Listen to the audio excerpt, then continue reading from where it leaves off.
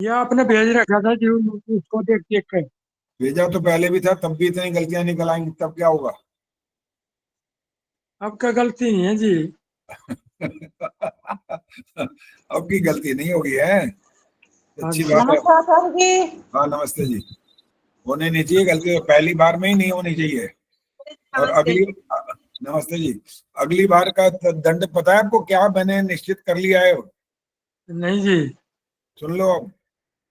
जिसकी 10 गलतियां निकल आई ना, 100 रुपए के हिसाब से 10 के गुणा करना पड़ेगा, 1000 रुपए देने पड़ेंगे। ठीक है जी। क्योंकि जब आपको अपने आप से कहा जाए कि अपने आप ही चेक करो, कहीं से ढूंढो और फिर मिलान करो और मेरे को भेज दो, तब तो अलग बात है, वो तो उसमें गलतियां की संभावना है।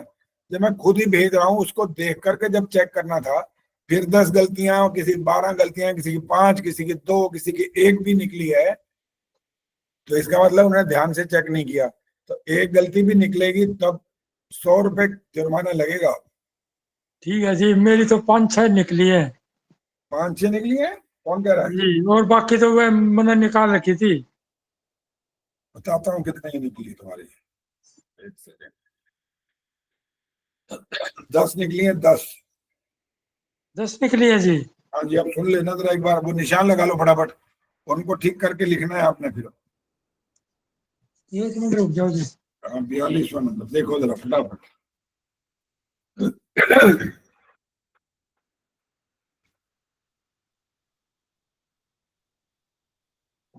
10 नहीं है, 5 है, 5। दो दो नंबर वाली में 10 गिन गया।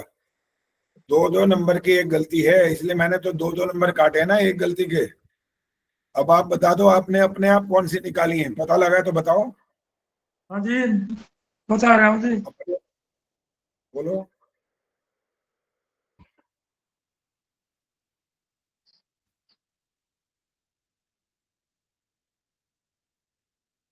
ये सामान निकाल के तैयार करके बैठा करो, ये जरूरी होता है।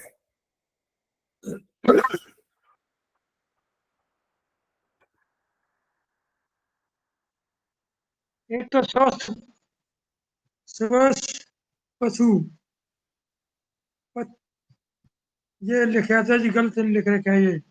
चलो मेरे से सुन लो, अब निशान लगाना तो लगा लो। उद्भिद है।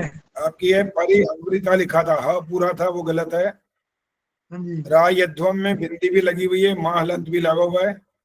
तमिशानम में भी ऐसी है, बिंदी भी लगी है, माँ हलंत भी लगा हुआ है। ये देवहुत्या लिखा बिंदी हुआ है, पूछ हाँ रहा मैं था कि छोटा वो मैं लगा बिंदी रहा हूँ। लगानी है कि नहीं। क्या कह रहे हो? यही पूछ रहा था आपसे। बिंदी नहीं लगानी है। ठीक है जी। लेकिन अब आगे ध्यान से सुन लेना, सब लोग सुनो। जब पूरा मंत्र लिखवाया जा रहा होगा और ये तमीशानम मंत्र के समाप्ति पर नहीं आ रहा होगा, चाहे वो पहली लाइन हो चाहे दूसरी लाइन हो, तब बिंदी लगेगी, तब हलंत नहीं लगेगा। इसलिए इस बात को समझना जरूरी होता है। पहले भी औरों को बताया था, उन्होंने भी यही गलतियां कर रखी हैं। कहने लगे हाँ यही भूल गए, यही पूछना था। मैंने कहा पूछना था क्या, कितनी बार तो बताया ये वाली बात। आगे की गलती सुनो। आगे है देवहुत्या, ह में बड़ा ऊ चाहिए, छोटा लगा रखा है। और अमृत तत्वों वाला 90% ने गलत लिखा है। तत्वम जो शब्द है, त के बाद जो आधा त लगा है, उसमें डंडा भी ऐसे लगाना होता है, वो डबल त बन जाता है, वो भी लगाना होता है। ये 5 गलतियां, तो 10 नंबर आपके ये कटे हैं। और 36 आपने कितने लगाए थे? 36। 36, तो 26 रह गए। 36 का मतलब 14 तो आपकी गलतियां पहले ही थी। हाँ जी। और 5 और ये निकल आई, 19। और 19 को 2 से गुणा करो, 38 बार लिखना है आपने। हर गलती को दो दो बार लिखना है। सब केवल रामधारी ने नहीं लिखना, सबने लिखना है। सबकी गलतियों की बात हो रही मैंने है। तो उसी टाइम लिख दी थी जी। हाँ, बाकी उसी टाइम लिख दी थी मैंने, ये 2 गलती हैं, 3-3 4-4 बार। तो कभी भी लिखो, वो आपकी मर्जी है, लेकिन अब जब गलती को ठीक करके लिखोगे तब जाके ठीक होएगा ना। लेकिन मेरे पास भेजनी नहीं है, अब अपने आप के लिए लिखना है बस ये।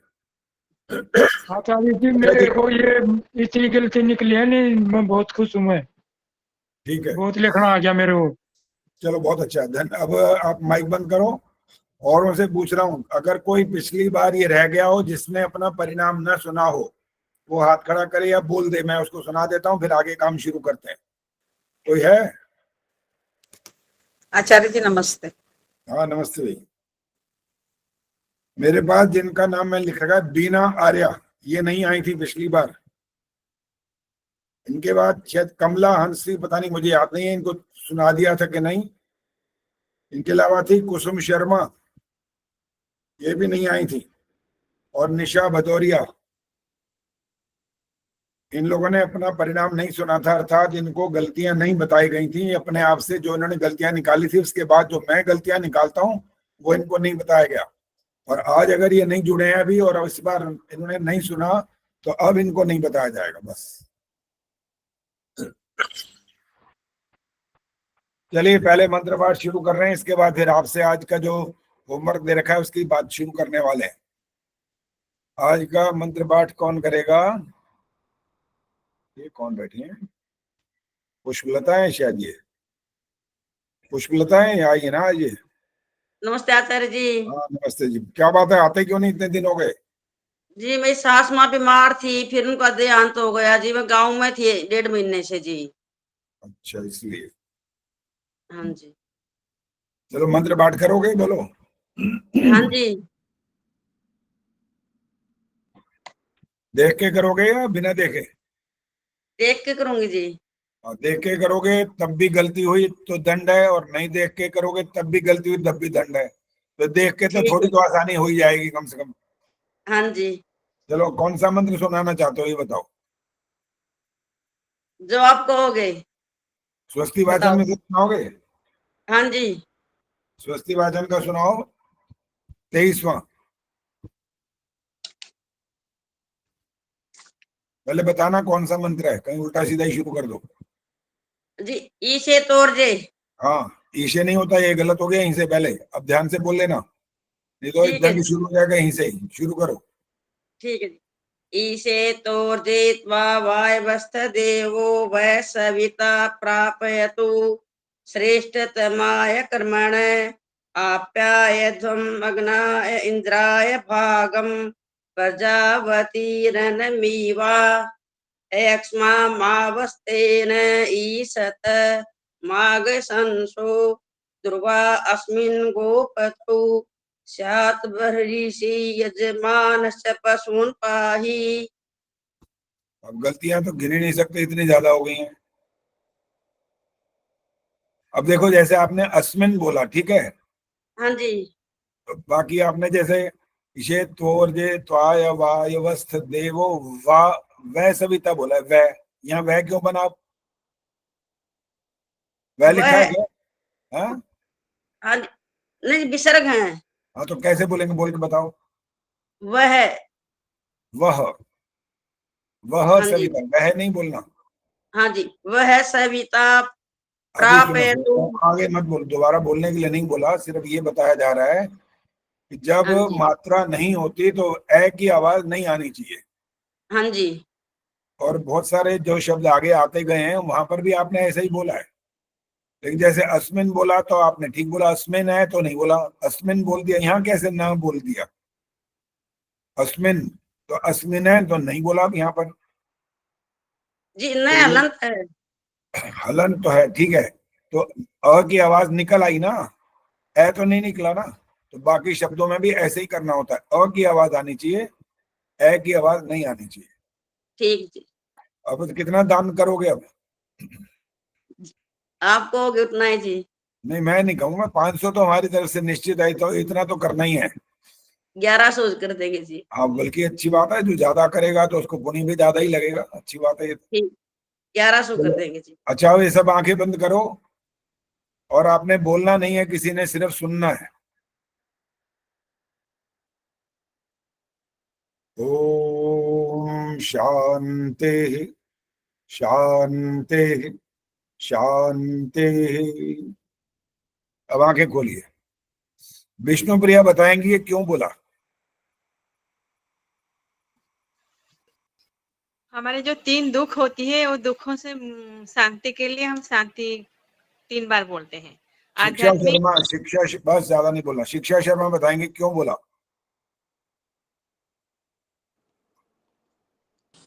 आचार्य जी, तीनों विकारों दुखों से छुटकारा पाने के लिए हम इसकी कामना करते हैं, शांति की कामना करते हैं। उर्मिल जी बताएंगी। आचार्य जी 3 प्रकार के दुख होते हैं, आध्यात्मिक, अधिभौतिक और अधिदैविक। इन तीनों अलका रावत। आचार्य जी मुझे तो ये लगता है कि जो अहमदाबाद में प्लेन क्रैश हुआ है, Yes. आपने ये बोला है। Yes, मैंने भी यही बोलना था। मुझे भी यही लग रहा है कोई बात, आचार्य बस जी। मुझे भी यही। बोलना था या नहीं बोलना था वो कोई बात नहीं। नमस्ते जिसने बात आचार्य की है उसने, जिसने ठीक से बात को पकड़ा, इसी को बोलते हैं कॉमन सेंस। हाँ जी आचार्य जी, इसी के लिए बोला है आपने।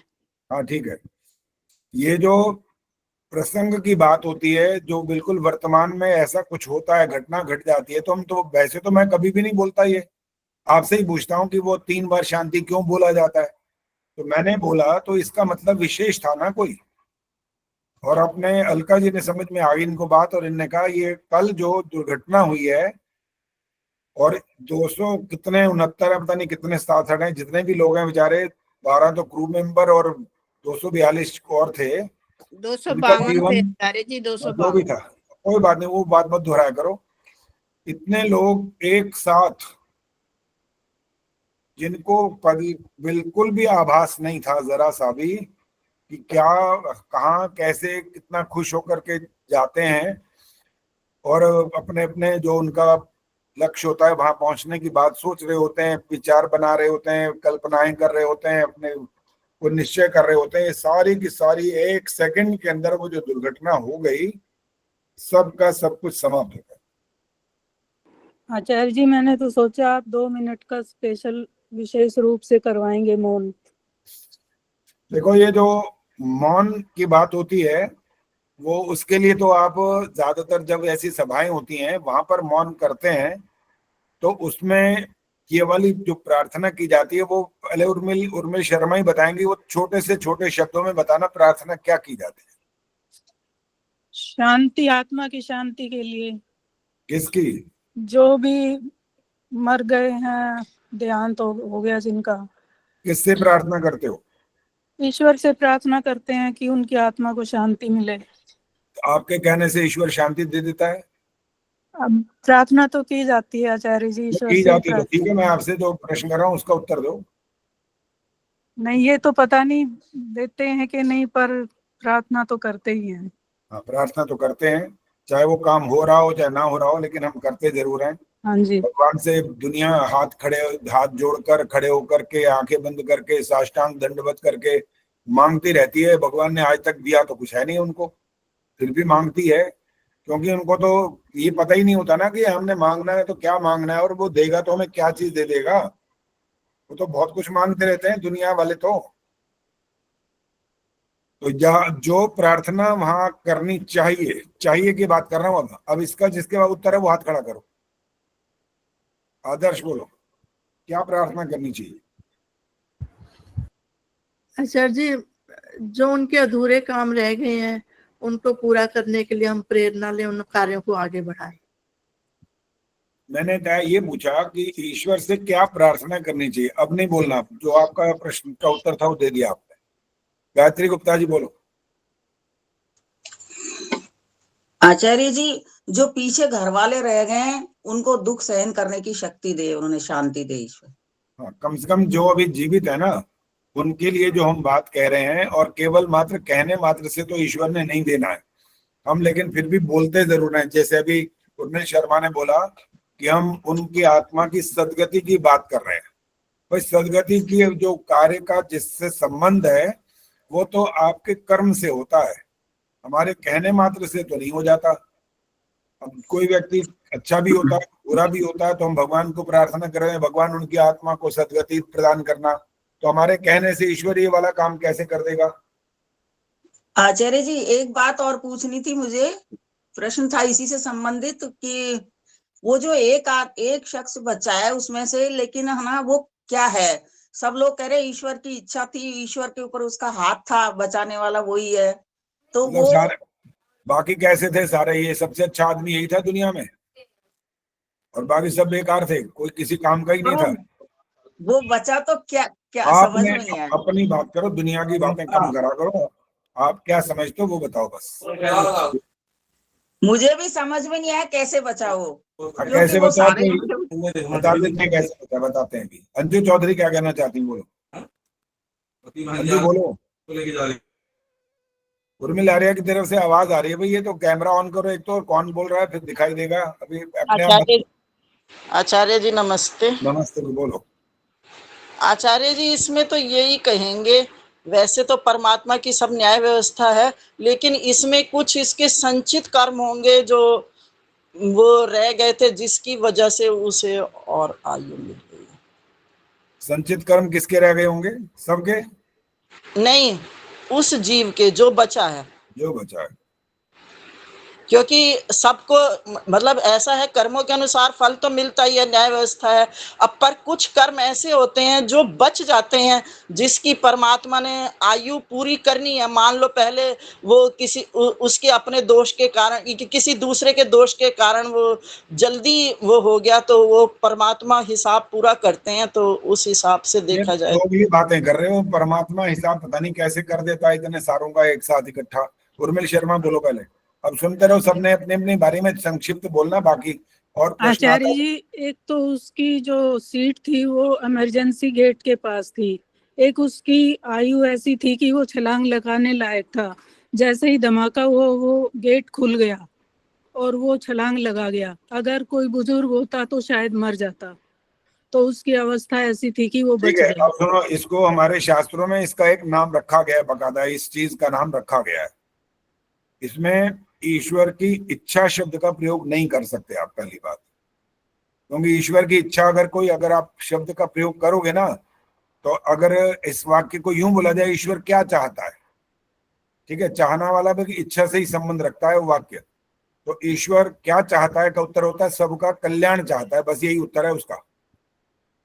अब ऐसा नहीं कि 10 का मारना चाहता है, 20 को बचाना चाहता है, या ऐसे ऐसे ऐसे ऐसे करना चाहता है, वो ईश्वर की इच्छा से कोई लेना देना नहीं है यहाँ पर। इसका परिणाम जो आया वो यही है। उर्मिल शर्मा ने जो बोला, इसको शास्त्र के माध्यम से यूं बोलते हैं, क्रिया भेद से परिणाम भेद होता है। क्रिया जैसी हो जाती है उसके आधार पर परिणाम आ जाता है।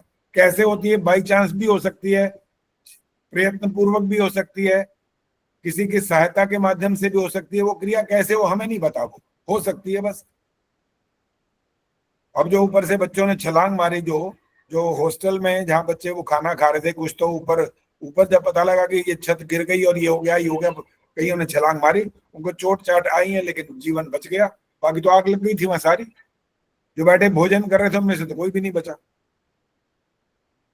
और अभी तो कक्षा खत्म होनी थी, तो बहुत कम थे यहाँ पर। कक्षा खत्म हो चुकी होती और वहां पहुंच गए होते तो वो सारे चले जाते। तो क्रिया भेद से परिणाम भेद होता है। और क्रिया करने वाला कौन, ये जवाब विष्णु प्रिया बताएंगे। क्रिया करता कौन है?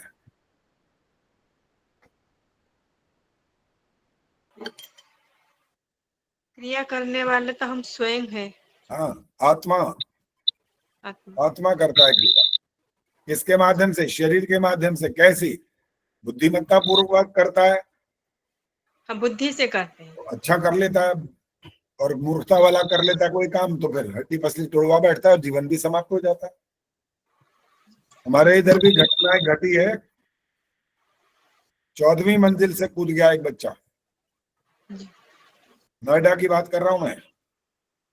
4-5-6 दिन तक निकाल गया अस्पताल में। एक टांग काट दी पहले, नीली पड़ गई थी वो। जहां वो गिरा था कि फंसा था, वहां पर बड़ी खींच के जैसे तैसे निकाला उसके और मित्रों ने। रात के 12-1 बजे की घटना थी। 5-6-7 दिन निकल गए। उसकी दूसरी टांग भी कहते हैं काट दी गई। और उसके बाद वो 2-3 दिन और 10 अर्थात कुल 10-12 दिन के अंदर जीवन समाप्त हो गया। अब ये क्या हुआ, किसने किया, किसी ने देखा तो है नहीं। कोई कहता है वो बाई चांस फोन कर रहा था, वो नीचे गिर गया। ये तो बात पल्ले पड़ी तो नहीं है। फोन करने से कोई नीचे गिर जाता क्या? रेलिंग तो होती है ना, आखिर ऐसे थोड़ी होता है। अब क्या हुआ क्या नहीं हुआ कोई किसी को नहीं पता, लेकिन परिणाम सामने आ गया। बस भयंकर परिणाम आ जाते हैं। और अगर अच्छे परिणाम की कोशिश करो तो उसमें जो हम चाहते हैं वैसे के वैसे नहीं आते। उसमें भी कारण यही होता है कि हम अच्छे से अच्छा, बढ़िया से बढ़िया, बिल्कुल टॉप की बात सोचते हैं कि हमें ये मिल जाए, ऐसा हो जाए, वैसा हो जाए, हमारी नौकरी इतनी बढ़िया लग जाए, हमारे इतने नंबर आ जाए, हम फर्स्ट डिवीजन, फर्स्ट पोजीशन में आ जाए। बहुत कुछ अच्छे अच्छे हम सोचते हैं, लेकिन ये आवश्यक नहीं है कि वो हो जाए। लेकिन बुरा सोचें या ना सोचें, बुरा फटाफट हो जाता है। तो देर नहीं लगती, जरा सी ठोकर की देर लगती है, जरा सी ठोकर लगती है, परिणाम आ जाता है तुरंत। मैं स्विमिंग करके जब आ रहा था, एक दिन की बात है, पिछले साल की बात है, इस साल की बात नहीं। स्विमिंग तो अभी भी करते हैं हर रोज। पिछले साल जब मैं सीढ़ियों से नीचे उतरा था, ग्रोसरी की तरफ जा रहा था कुछ दूध वूध लेने, तो मेरा वो चप्पल गीली थी उस समय, वो फिसली और मैं धड़ धड़ धड़ धड़ धड़ 3-4 सीढ़ियों के बाद आकर के वो रुक बैठा। लेकिन मेरे हिप्स में लग गई चोट, और 1 महीने तक मैं खेल ही नहीं पाया, टेबल टेनिस बंद हो गया मेरा। जरा सी गलती का परिणाम बड़े से बड़ा खराब आ सकता है, छोटा भी आ सकता है, दोनों बातें हो सकती हैं। आप कितने सावधान हो उसके बाद या सचेत हो, उस पर भी निर्भर करती है बात। जैसे ही मैं गिरा, मैंने फट रेलिंग को पकड़ा, लेकिन थोड़ा बहुत तो शरीर का भी तो वजन होता है, थोड़ा 2-3 सीढ़ियां तक घिसट के गया, और वो पीछे नीचे बैठ ही चुका था तर्स, तो वो चोट लगती गई। लेकिन ये बच गया कि हड्डी नहीं टूटी, ये बच गया, क्योंकि मैंने इसको रेलिंग को पकड़ लिया था कि मैंने कहा कहीं बिल्कुल नीचे तक ही पहुंच गया तो पता नहीं फिर बचेंगे भी नहीं बचेंगे, कुछ पता नहीं। तो ये परिणाम आते हैं क्रिया के भेद के कारण। और जैसे एक छोटा सा उदाहरण देता हूं, अगर एक गिलास शीशे का लेकर के आप 2 फुट 3 फुट ऊपर से नीचे फेंको फर्श पर, तो टूट जाएगा। लेकिन आपको ये नहीं पता लगेगा कि टुकड़े कितने होंगे। और एक बार आप फेंको, एक गिलास टूट गया, उसके 10 टुकड़े हुए। दूसरी बार गिलास लेके फेंको, अब उसके 10 नहीं 15 टुकड़े हो गए। आप यहाँ भी कहोगे पता नहीं अब क्या हो गया भाई, अब 15 क्यों हो गए भाई? उसके बनावट पर भी तो निर्भर करता है, वो कैसे बना था। और आपके हाथ की जो परिस्थिति है उस पर भी तो निर्भर करता है। हाथ ऊपर चला गया, नीचे चला गया, या गिरने में हाथ थोड़ा सा मुड़ गया, वो कैसे गिरा ये तो आप नहीं जान सकते ना। कारण ये है कि आप कैसे हो, आपकी योग्यता क्या है, ये प्रश्न है मेरा छोटा सा। आपकी योग्यता क्या है इस मामले में? पद्मा बोलेगी, बोलो। आचार्य जी मुझे छोड़ो, सुनो पहले। बड़ा लंबा उत्तर नहीं है, एक छोटा सा शब्द है बस। छोटे से शब्द में उत्तर देना है, प्रश्न मतलब वाक्य के रूप में उत्तर नहीं देना। और मैं ऐसा पहले भी कई बार कर चुका हूं, मुझे एक छोटा सा शब्द सुनना होता बस। हमारा प्रयास। नो, एक शब्द बोला है, हमारा प्रयास नहीं, एक शब्द है केवल। बोलो, दोबारा बोलो अगर बोल रहे हो तो। माइक बंद करके बोला। प्रयास। अच्छा, अब प्रयास में आ गए। हमारे को हटा दिया ताकि चलो 2 शब्द ना हो गए, एक ही रह जाए। निर्मला देवी बोलो, क्या कहना है?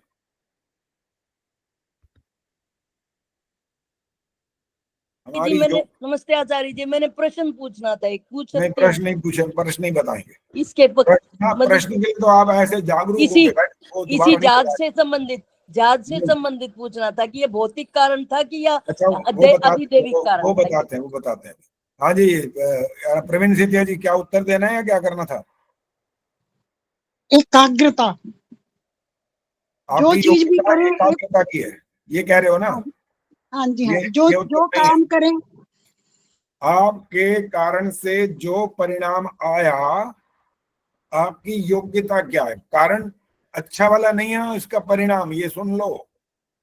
आप एकाग्रता शब्द जब बोल रहे हो तो उसका अर्थ निकल रहा है कि परिणाम सुखद है। सुखद की बात नहीं हो रही है अभी, दुखद की बात हो रही है। अजी उर्मेश शर्मा फिर हाथ खड़ा किया, बोलो। हाथ नहीं खड़ा किया? नहीं ऐसे कर तो रहे थे, नमस्ते कर रहे हो क्या ऐसे? शिक्षा शर्मा जी बोलो। असावधानी। हाँ, ये उसके नजदीक है। आपकी योग्यता क्या है? और अगर और इसको थोड़ा और अच्छे ढंग से एक और शब्द है, असल वो भी आपने बोला नहीं है। देखिए अभी कोई अलका शब्द बोलेंगे। आचार्य जी, मुझे लगता है अल्प योग्यता। हाँ, बल थोड़ा सा आगे जोड़ दिया, वो गलत हो गया। अल्पज्य बोलना है बस। जी, अल्पज्य हैं हम नहीं जान सकते क्या प्रयास कैसे कितना कर पाएंगे, क्या होगा, परिणाम दुख आ गया तो हमारी अल्पज्यता उसका कारण बनती है।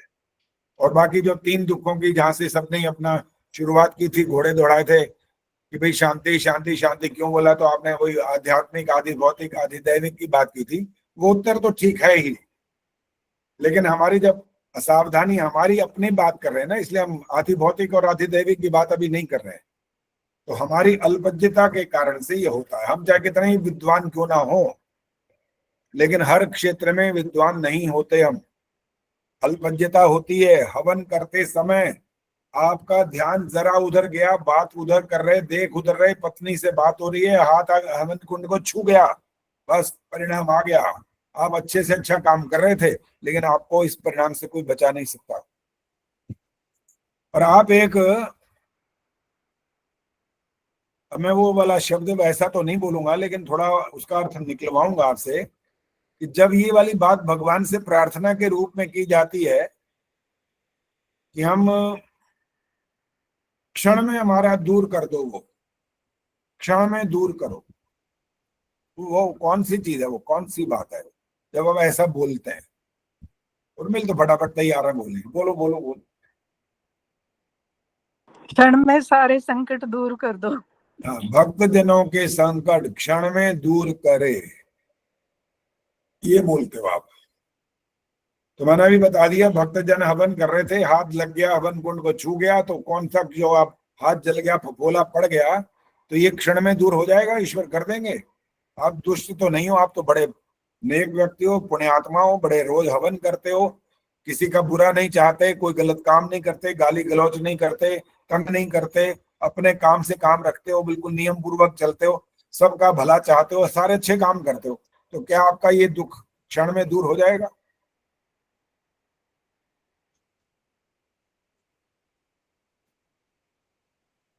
आशा जी बोलिए, कहाँ बैठी है? तो ये दिखाई तो पता नहीं क्या दे रहा है पीछे, चली गई है, इसका मतलब कहीं है, ऐसे लग रहा है, शोकेस दिखाई दे रहा है पीछे।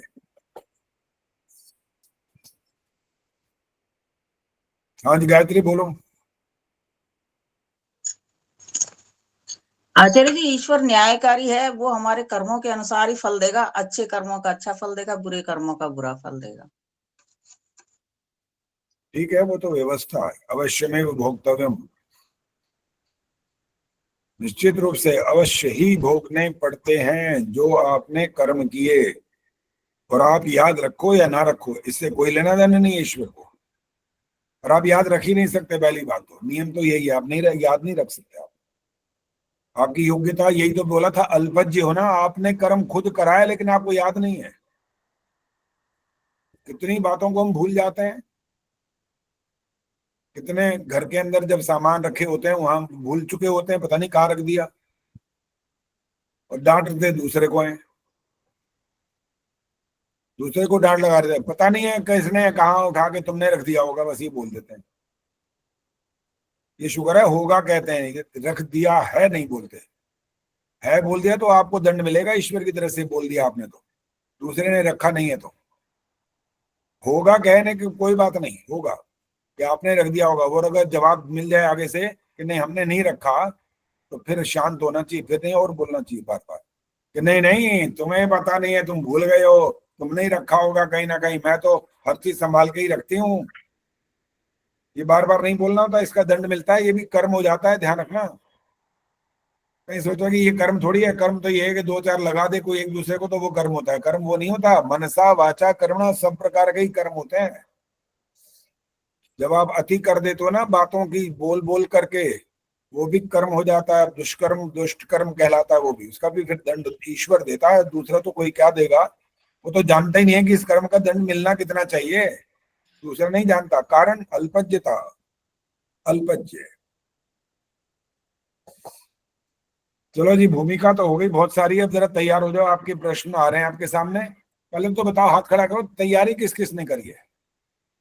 करा भी है कि ऐसे ही बस हो जाएगा आज कार्यक्रम? आचार्य जी नमस्ते।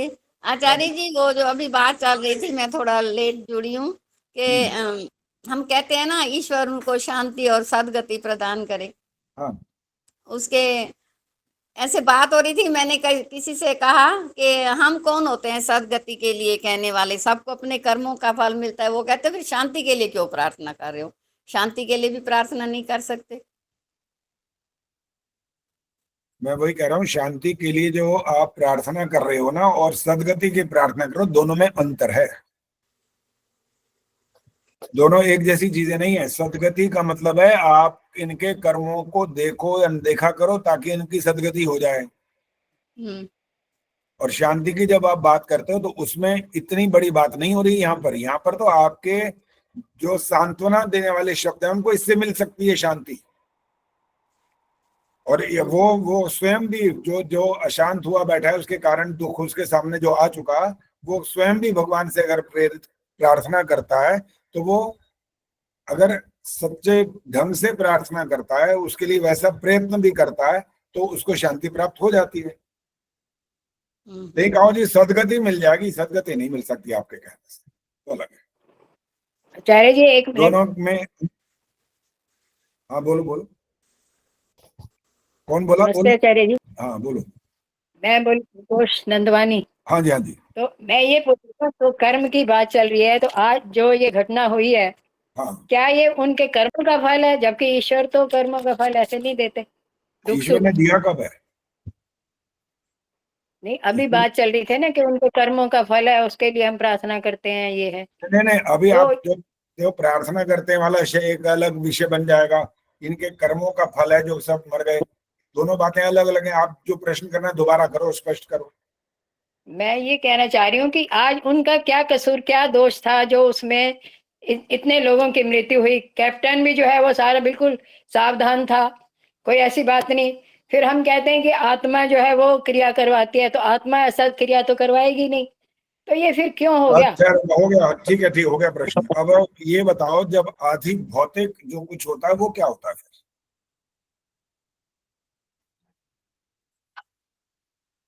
माइक ऑन करके बोलो। दूसरे प्राणियों को जो दूसरों के द्वारा हमें दुख प्राप्त होते हैं उनको कहते हैं। यही तो हुआ, और क्या हुआ है? हर व्यक्ति थोड़ी हवाई जहाज चला रहा होता है, एक चलाता है, बाकी बैठे होते हैं। परिणाम तो आ सकता है कुछ भी, और जब वो ठीक ठाक पहुंचते हैं तो अपने खुद चला रहे होते हैं क्या? तभी तो कोई दूसरा चला रहा होता है। एक कार में जब जा रहे होते हैं, एक जो घर का बड़ा है या कोई भी है, कभी कभी बच्चा भी चलाने लगता है, और बच्चा चलाता है, एक्सीडेंट हो जाता है, तब भी परिणाम अपने या किसी के कारण आता है। आपकी गलती ना भी हो तो दूसरा एक्सीडेंट कर देता है। ये कर्म का फल नहीं कहलाता। या आपके स्वयं गलती करने पर तो कर्म का फल कहला सकता है। आपकी गलती ना हो और दूसरे के कारण से दुख या सुख प्राप्त हो तो आधि भौतिक श्रेणी में चला जाता है, चाहे वो सुख हो चाहे दुख। हर चीज कर्म का फल होने लग जाए। जरा अब मैं तार्किक ढंग से एक वाली बात कह रहा हूं, यदि हर दुख या हर सुख आपके ही कर्म का फल है, तो जो आपके साथ व्यवहार कर रहा है वो कुछ कर भी रहा है कि नहीं कर रहा? फिर वो क्या कर रहा है? फिर वो भी कुछ कर्म कर रहा है, लेकिन उसके कर्मों का फल दूसरा क्यों भुगते? नहीं अभी मेरी बात सुनो। अभी कर्म का फल भुगते वाली बात अभी मत आओ। मैं पहले उदाहरण दूंगा नेगेटिव। हमारे को किसी के द्वारा कोई दुख मिल गया, और अगर इसको आप अपने कर्म का फल मान लो, तो जिसने आपको दुख दिया उसने अच्छा कर्म किया या बुरा? छोटे छोटे प्रश्न है, जवाब। जिसने दुख दिया वो तो गलत कर्म किया। गलत। इसको ईश्वर इसको दंड देगा। हाँ जी। तो अब सोचो जरा, ईश्वर ने मेरे कर्म का फल देने के लिए इसको कहा कि तू इसको मार दे, और फिर ईश्वर कहेगा बेटा इधर आ जा, अब मैं तेरी हड्डियां तोड़ूंगा। ये क्या हुआ फिर? ईश्वर तो ऐसा नहीं करते क्रियाएं। ईश्वर इसीलिए कर्म नहीं कराता। यही तो एक बहुत वैदिक सिद्धांत है। ये दुनिया नहीं मानती इस बात को। दुनिया ने तो एक ब्रह्म वाक्य रट रखा है, जो होना है वो होकर रहेगा, कुछ भी कर लो। जो होना है, जो आपकी डेस्टिनी है, जो कुछ भगवान ने लिख लिखा है आपके किस्मत में, वो होकर के ही रहेगा। इसके अलावा उनको कुछ आता नहीं। उन्होंने वेद शास्त्र पढ़नी, दर्शनों का नाम नहीं पता, कोई वैदिक सिद्धांत नहीं आता, कोई अच्छे विद्वानों से उन्होंने कोई तर्क वितर्क ऊहापोह कभी नहीं किया। तो कैसे समझेंगे? वो नहीं समझ सकते, कभी भी नहीं समझ सकते। और इसी उधेड़पुर में सारी उम्र निकाल देंगे, फिर पता नहीं क्या गधे घोड़े पशु पक्षी बनेंगे, फिर तो कभी समझ आएगा ही नहीं। कभी का मतलब जब तक दोबारा मनुष्य नहीं बनेंगे और वेदों की शरण में नहीं आएंगे, तब तक उनके पल्ले नहीं पड़ सकता ये वाला ज्ञान। केवल मात्र वैदिक ज्ञान ही आपको रास्ता दिखाता है, बाकी कुछ नहीं दिखा सकते। कौन बोला? अच्छा, हाँ बोलो, बोलो। हम क्या उत्तर दे के उनके संतुष्ट करें? हमारे बच्चे ही सुबह से ये चीज विवाद चल रहा है हमारे घर में। देखो सुनो, समझ गया मैं, समझ, आप दोबारा प्रश्न मत करो, मुझे पल्ले पड़ गया, मैं फटाफट समझ जाता हूँ कि आप क्या कहना चाहते हो या बच्चे क्या कहना चाहते हैं। पहली बात तो यही होती है कि बच्चों ने कभी भी इतना लंबा चौड़ा वैदिक ज्ञान सिद्धांत को प्राप्त करने का प्रयास किया नहीं है। उन्होंने क्या सुना? उन्होंने तो दुनिया के, जैसे अपना उनका ऑफिस है वहां, हाँ यार देख लो, एक बच गया, उसकी किस्मत भगवान ने बचाई थी, इसने लिखी थी भगवान ने, और सबको उनकी लिखा था आज इन्हें मरना है। उन्होंने सुना ही है ये सारी उम्र, तो आपसे क्यों नहीं प्रश्न करेंगे? उनको पता ही नहीं वेदों में लिखा क्या है, शास्त्रों में लिखा क्या है। जीवेम शरदा शतम के बाद शरदा शताब्द भी लिखा है, इन मंत्रों का अर्थ क्या होता है, कुछ नहीं पता उनको। जब पता कुछ नहीं तो वो तो अपनी बात पे अड़े रहेंगे, और आपके बूढ़े हो जाने की वजह से कहेंगे मम्मा तानू कुछ नहीं पता दुनिया का, तानू की बता। हम पढ़े लिखे हैं, वो कहेंगे हमने दुनिया देखी है, तुमने तो देख ली जो देखी थी, हम तुमसे ज्यादा देख चुके हैं भाई, हम तो विदेश में घूमे, हमने तो बहुत लोगों से सुना है। अरे बहुत लोग से सुना ये प्रमाण नहीं होता। प्रमाण होते हैं वेद, शास्त्र, दर्शन, उपनिषद, विद्वान, ऋषि, ये होते हैं प्रमाण। दुनिया प्रमाण नहीं होती है। गीता बोलो, क्या कहना है? आचार्य जी, सभी लोग यही बोल रहे हैं, केवल जाको राके साइया मार सके ना कोई, कि उसको ईश्वर को नहीं मारना था इसलिए उसी को बचाया, बस सब लोग यही बोल रहे हैं। हाँ, वो भी छलांग ना मारता तो वो भी पहुंच चुका होता फिर तो। उसने प्रयत्न किया ना, प्रयत्न करने से ही परिणाम आ जाते हैं। और कई बार ऐसा होता है प्रयत्न करते रहो तो भी नहीं आता, क्रिया भेद से परिणाम भेद होता है। वो तो कह रहे हैं दरवाजे के पास था, दरवाजा टूटा फूटा खुला, वो मारती छलांग, बच गया। हाँ जी, अंजू जी बोलो। आचार्य जी, एक प्रश्न है कि जैसे मान लो ये विमान की दुर्घटना हुई है या कोई और भी दुर्घटना होती है, बस की होती है, तो जैसे अब इसमें से 242 या 257 आदमी मारे गए, तो इन सब का जो पाप है, मृत्यु का पाप, वो उस ड्राइवर को भुगतना पड़ेगा क्योंकि उसकी लापरवाही से मान लो हुआ है। उसकी लापरवाही से तो नहीं हुआ, उसका बेचारे के हाथ में तो ये नहीं हुआ। वैसे कई बार बस का भी हो जाता है और उसमें ड्राइवर खुद बच जाता है, कई बार नहीं बचता है, मतलब कुछ भी वो हो सकता है। तो उसका इतने सारे लोगों की हत्या का पाप जो है वो ड्राइवर को लगेगा या कैसा होगा, या उनके कर्मों का वो होगा, ये पूछना चाह रही हूँ। देखो 100% तो हम इन बातों का निर्णय कर ही नहीं सकते, लेकिन सामान्य रूप से भी कर सकते हैं। सामान्य रूप से ही कर सकते हैं कि एक की वजह से बेचारे सारे मारे गए। अब जो मशीन का दोष है तो इसमें कोई क्या करेगा, वो भी क्या करेगा, उसका क्या दोष है इसमें? मशीन ने काम ही नहीं किया उस समय, वो मशीन फेल हो गई, वो बात अलग हो गई। अब जो ड्राइवर है वो जब चला रहा है, बहुत तेज चला रहा है, देखो हवाई जहाज का उसमें फर्क है। सड़क पर तो वाहन इतने आने जाने वाले हैं कि आप इतनी तेज मोड़ दोगे तो पलट जाओगे और सारे मर जाएंगे, और हो सकता है ड्राइवर बच जाए। वो छलांग मार देता है, उसको पता लग जाता है कि ये स्थिति आ रही है। बाकी तो होता ही ऐसी जगह पे, और निकल ही नहीं सकते बाहर। तो इसलिए इन बातों का 100% निर्णय करना संभव नहीं है। सामान्य रूप से पता लग जाता है कि किसके कारण से ऐसा हुआ, और जिसके जानबूझकर अज्ञानता ज्यादा है उसका दंड उसको मिलेगा, चाहे वो 50 को मर गए या ज्यादा मर गए, उनका दंड मिलेगा। ठीक। प्रेमन जी क्या बोलना है? बड़े शांत होके बैठे हो आराम से। ज्ञानवर्धन कर रही हूँ अपना बैठे बैठे। मैं तो ये कह रही थी, आप जैसे बताते आए हैं कि ये तो दुख तो आते हैं, कभी आध्यात्मिक, कभी आदि भौतिक और कभी आदि दैविक, लेकिन परिणाम जो मिलता है वो जो है आयु, भोग और योनि, वो उस रूप में मिलता है। तो अगर उनकी आयु बची हुई है, किसी की गलती से हुआ, तो उनको आयु मिलेगी, जैसे भी कर्म है उनके अनुसार। ठहर जाओ ना, ठहर जाओ, अभी आयु बची हुई है ये वाक्य गलत है, इसीलिए तो रोक रहा था। बची हुई का अर्थ समझाओ पहले, क्या मतलब निकलता है इसका? इसका मतलब नहीं, उनके उस बची हुई आयु नहीं, अगर उनके कर्म हैं, जैसे भी कर्म है उस हिसाब से उनको आयु मिलेगा अगला जन्म। नहीं, यही वाक्य गलत है। कर्म है का मतलब भी यही है कि कुछ कर्म अभी उसको करने चाहिए थे, यानी वो भगवान ने या इसने उसने सारे मिटा दिए। नहीं, संचित कर्म की बात कर रहे हैं कि कुछ संचित कर्म है, उनके अनुसार उसको अगली आयु मिलेगी, भोग मिलेगा, कौन सी आयु मिलनी है, किस रूप में मिलनी है, ये तो ईश्वर ही जान सकता है। कोई मनुष्य नहीं बता सकता कि मनुष्य रूप मिलना है या पशु का या पेड़ पौधों का, ये कुछ नहीं बता सकते। उसके कुछ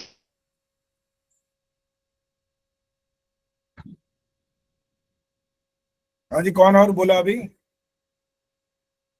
बोलो बोलो, जिसको बोलना है। आज छूट दे, पूरी खुली छूट दे रखी है। नमस्ते आचार्य जी। हाँ, आचार्य नमस्ते जी, जी। जैसे कह देते हैं कि उस व्यक्ति का भी अंजल पानी जो है अभी है यहाँ पर, तो इसलिए उसका जो है अभी उसको नहीं, उसकी मृत्यु आई या नहीं, ये वो जो है हादसे में बच गया, तो क्या ऐसा होता है? सुनिए, इसका उत्तर सुनिए। हाँ जी आचार्य जी। अभी आपने नहीं बोला, राज चावला जी नहीं बोलना। अभी एक प्रश्न आ चुका है, पहले उसका उत्तर होने के बाद में बोलना। वंदना जी, इसका उत्तर ये है कि जो वाक्य दुनिया वाले बोलते रहते हैं, एक तो बोलते हैं जमीन लताड़ना, अर्थात घर बदलकर दूसरे स्थान पर चले जाना, कि मैंने ये जमीन यहाँ लताड़नी थी इसलिए यहाँ आ गया। और थी का मतलब क्या निकला? किसने फैसला किया था इसका, आपका या दुनिया का? उत्तर तो है ईश्वर ने। ईश्वर ने फैसला किया था लताड़नी थी का मतलब कुछ निश्चित था पहले से। नो, कर्म करने में आप स्वतंत्र हो, ये हमेशा याद रखना पड़ेगा। आप चाहो तो वहीं बैठे रहो सारी उम्र, चाहे तो बदल लो, चाहे तो 50 बार बदलो, चाहे आपको हानि हो लाभ हो वो आप जानो, लेकिन है ये आप पर निर्भर करती है बात। आपके बच्चे ने कहा मेरी नौकरी वहां चली गई, मैं इसको घर बदलूंगा, अब ये करूंगा। आपने कहा हम भी चलेंगे, हमने भी यही किया हुआ है, तो क्या हो गया? ये तो हमारी अपनी स्वतंत्रता है, हम मान ली, उनकी बात नहीं मानते, हमारी मर्जी थी। इसलिए जो ऐसा कुछ बचा हुआ कहना वो गलत होता है। बचा हुआ क्या होता है? जब श्रद्धा शतात और जीवेम श्रद्धा शतम दोनों बातें होती हैं, तो आप तो मात्र एक प्रकार से प्रतिज्ञा की बात कर रहे होते हो, और आपके हाथ में तो कर्म की व्यवस्था है, बस फल तो आपके हाथ में होता ही नहीं है। और कर्म भी क्या? कर्म का मतलब क्या? ये अर्थ थोड़ी निकले कि आप बोलो मैं प्रधानमंत्री बनूंगी तो बन जाओगे, ये कोई आवश्यक थोड़ी है। उसके लिए वैसा कर्म का मतलब है वैसा का वैसा पुरुषार्थ, और वो फिर भी सब कुछ आपके हाथ में नहीं है, क्योंकि इसका फल तो दूसरों ने देना है। आपने अपने आप से थोड़ी प्रधानमंत्री बन जाना है। वहां तो दुनिया जब तक आपको वोट नहीं दे, आप कहां से बन जाओगे? आदर्श बोलो, क्या करना है? आचार्य जी, इसके साथ हमारा पुरुषार्थ भी होगा या भाग्य?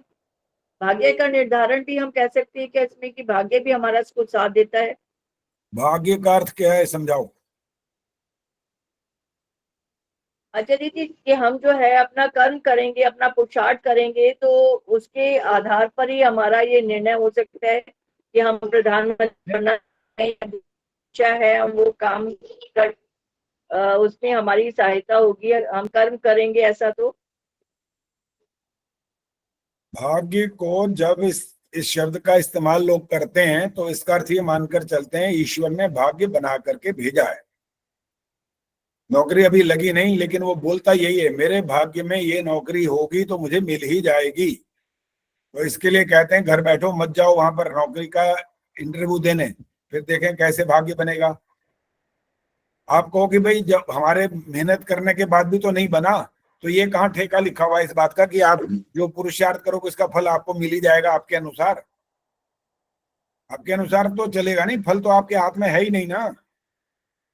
इसलिए भाग्य को पिछले जन्म से और ईश्वर के इस जन्म में किसी के द्वारा कुछ देने से मत जोड़िए। जो अब भाग्य के जो अर्थ है वो सुन लो। पुरुषार्थ करने के पश्चात जो प्राप्त हो जाए वो भाग्य होता है, और आप बनाते हो, या दूसरे भी आपकी सहायता कर सकते हैं, ये होता है। हाँ जी, कौन बोल रहा था? हाँ जी आचार्य जी, मुझे एक प्रश्न पूछना है। पहले पूछते हैं, पहले जिनका नंबर है उनको बोलने दिया करो, हाथ खड़ा कर दिया करो, मैं नंबर आपका लगा दूंगा। आचार्य जी, हम ये जैसे देखते हैं कि ये मशीनरी जहाज की कुछ कमी के कारण ये दुर्घटना हुई, तो इसको हम कौन सा दुख बोलेंगे फिर? किसके कारण? मशीन के कारण, या जहाज में कोई खराबी आई या आधिदैविक है वो, प्राकृतिक है, प्राकृतिक कहलाएगा वो, क्योंकि उसमें मनुष्य ने अपना पूरा पुरुषार्थ कर लिया, अभी प्रयास करूं, ये करूं, इससे करूं, लेकिन वो आपके हाथ में सब कुछ नहीं होता, इसलिए वो दुर्घटना हो गई। हाँ जी, पद्मा जी बोलो।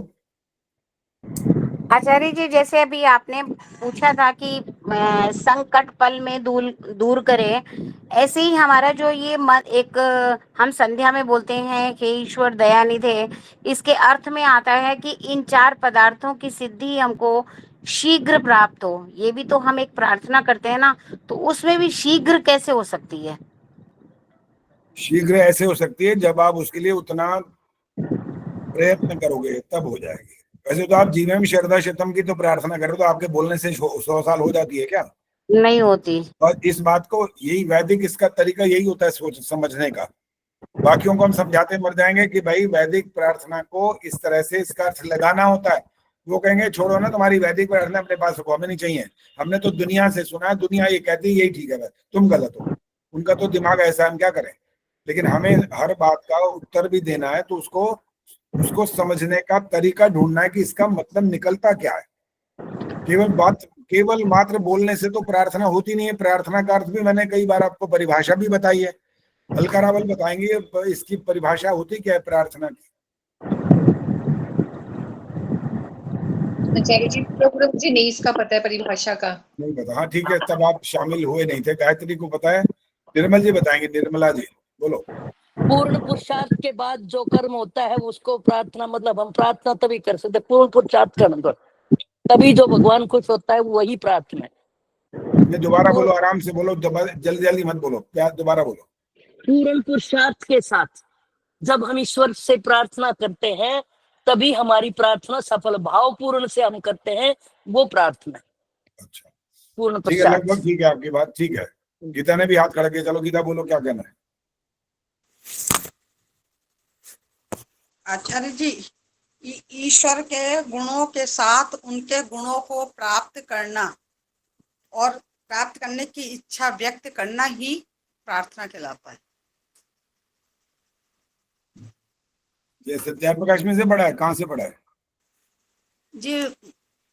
इसी में आर्य समाज के मुख्य बिंदुओं में से पढ़ा था। चलो जी, गायत्री गुप्ता जी बोलो।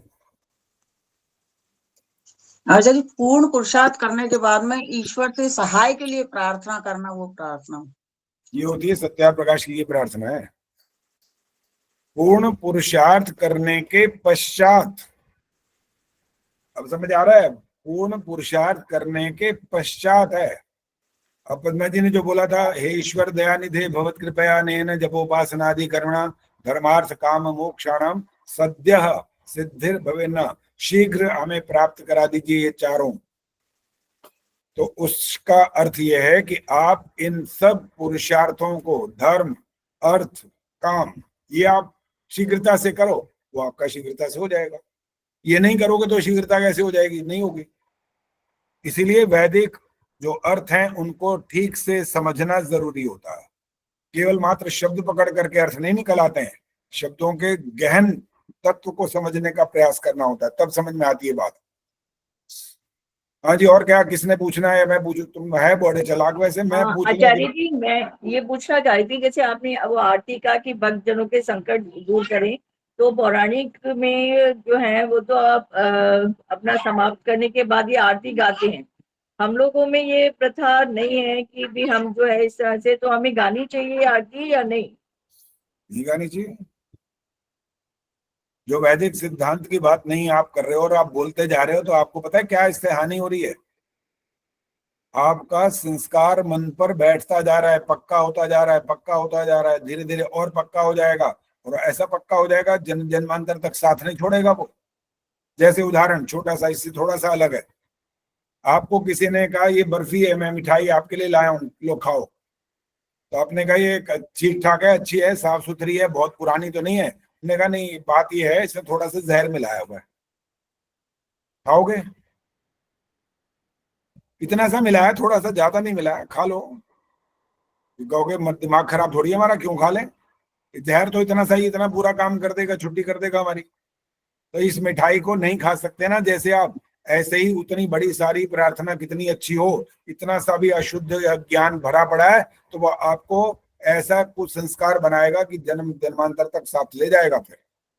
इसलिए उनको नहीं बोलना, नहीं गाना चाहिए। मेरे को कई बार लोग बोलते थे मैं हवन कराने गया, कभी सारे आर्य समाजी तो नहीं होते, कोई और लोग भी बुला लेते हैं, जैसे कभी किसी के घर के आसपास वाले आ जाते हैं, मित्र वगैरह, आचार्य जी बड़ा अच्छा यज्ञ कराते हैं, हमारे घर भी कराओगे? कहाँ करा देंगे, तो हमारे घर वहां आचार्य जी आरती करा दो। मैं कहा मैं आरती नहीं करवाता, स्पष्ट एक शब्द बोलना है बस, हम नहीं करते। हम वो बोलते हैं सर्वे भवन्तु सुखिनः, सर्वे सन्तु निरामयाः, सर्वे भद्राणि पश्यन्तु, माँ कश्चित दुख भाग भवेत्। ये बोलते हैं हम, क्यों उल जरूर बोलेंगे? ईशावास्यमिदं सर्वम यत्किंच जगत्याम जगत, ये बोलते हैं हम। अब ये नहीं बोलते कि आपने जो घर में एक सजा रखा है, एक बड़ा भारी मंदिर बना रखा है, रोज दीपक जला रहे हो, अगरबत्ती जला रहे हो, हाथ जोड़ करके प्रार्थनाएं कर रहे हो, बोलते जा रहे हो मैं मूर्ख खल कामी, मैं मूर्ख खल कामी, क्या बोल रहे हो भाई? तो ये बोलते जाओगे तो आप क्या बनोगे? बोल भी गलत रहे हो ना, फिर आप क्यों बोल रहे हो इतना गलत? ठीक बोलो आप जो कुछ हो। हाँ जी, गायत्री गुप्ता जी बोलिए। आचार्य जी, हम यहाँ लंदन आर्य समाज में गए थे, वहां यही बोली थी ओम जय जगदीश वाली आरती। होती है, कई आर्य समाजों में होती है, जिनके वैदिक विद्वान नहीं होते, जो आर्य समाज के अधिकारी होते हैं, चाहे प्रधानमंत्री या कोई भी एक अच्छा रसूख वाला व्यक्ति होता है, तो वो करते हैं। हाँ जी, अंजू जी बोलो बोलो। आचार्य जी एक प्रश्न है, अभी आपने कहा था कि कर्म के अनुसार, जैसे दो व्यक्ति एक साथ कूदे, मान लो अभी यही जैसे दुर्घटना या कोई गाड़ी में हो जाती है, तो एक साथ दोनों ने कर्म किया कि वो कूदे दोनों, और परिणाम एक मर गया एक जिया, वो आपने कहा कि परिणाम हमारे, तो यहाँ पर तो फिर ईश्वर की न्याय व्यवस्था पे जब दोनों ने कर्म एक जैसा किया और दोनों ही अपने बचाव की उससे कूदे, तो यहाँ परिणाम अलग अलग आया, वो प्रश्न उठता है कि भाई न्याय व्यवस्था ईश्वर की। अरे ईश्वर की न्याय व्यवस्था नहीं होती यहाँ पर, ईश्वर की न्याय व्यवस्था का अर्थ ये होता ही नहीं है। तो ईश्वर की न्याय, अब सुनो बात, सब सुन लो, अब आपकी बात का उत्तर आएगा, वो भी आएगा, चिंता ना करो, जो पहले बोली है। ईश्वर की न्याय व्यवस्था का अर्थ ये होता है कि आपने जितने कर्म किए हैं जीवन पर्यंत, उन सारे कर्मों का निचोड़ रूप में जो तुरंत, अर्थात इस मृत्यु के बाद जो कर्म किस योनि में भेजना है उसमें भेजेगा, फिर औरों में भेजेगा, औरों में भेजेगा, हर कर्म का फल दे करके छोड़ेगा। इसका नाम है न्याय व्यवस्था। अब भाई दूसरी बात, दोनों थे, दोनों ने छलांग मारी, एक मर गया एक बच गया। अब मेरे प्रश्नों का उत्तर दो, दोनों क्या कार में एक ही जगह बैठे थे? नहीं, स्थान तो अपने अपने, परिवर्तन तो यही हो गया, यही हो गया परिवर्तन तो। और जो एक छलांग मारेगा दूसरा तो बाद में ही मारेगा, जगह है ही नहीं इतनी निकलने की दोनों की। नहीं, कर्म तो एक जैसा किया ना। क्या हुआ, कर्म एक जैसा किया? रोटी तो सब खाते हैं, एक के पेट में दर्द पड़ जाता है, एक तो बिल्कुल ठीक ठाक रहता है, क्यों? तो वही तो मैं पूछ रही हूँ कि भाई ऐसा क्यों? ये आपके अंदर के कारण से होता है वो सब, वो ईश्वर के कारण से नहीं होता है बस। आचार्य जी, ऐसा भी तो हो सकता है कि एक का शरीर ज्यादा हृष्टपुष्ट हो, वो सहन कर सकता है, दूसरा रास्ते में मन की स्थिति उसकी बिगड़ जाती है, वो रास्ते में ही खत्म हो जाता है, उसके अंदर कैपेसिटी कम है। हम कभी इनकार कर रहे हैं इन बातों से, बिल्कुल ठीक है। ये तो सगे भाई बहन होते हैं एक जैसे, फिर भी नहीं होते। गुण कर्म स्वभाव भी अलग अलग होते हैं, योग्यता अलग अलग होती है, शक्ल सूरत भी जरूरी नहीं है कि बिल्कुल मिल जाए, कोई आवश्यक नहीं होता, सब कुछ अलग अलग हो सकता है। कोई आत्मा कहाँ से आया पता नहीं, कितनी योनियों में भटक भटक के पहुंचा, कोई पहले ही एकदम आ गया, उसके पिछले जन्म के संस्कार ही अब उसके साथ आ गए, वो तो बहुत अच्छा निकल गया। दूसरा आया पता नहीं कैसे चोर डाकू आकर के हमारे घर में पहुंच गया।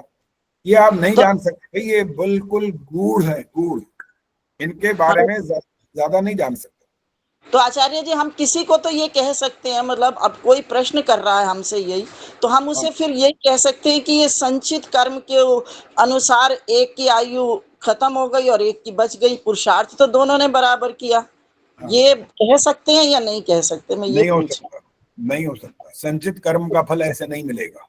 संचित कर्म का फल समझो होता क्या है, जो जाति आपको मिल गई ना, बस वो संचित कर्म का फल आ गया आपके पास। और आपको सबसे बड़ा चीज क्या मिली? माता पिता मिले, पहले तो परिवार मिल गया ना, ये है ना, बस। इसके बाद तो आपकी नई दौड़ शुरू हो चुकी है, नए कर्म शुरू हो चुके हैं।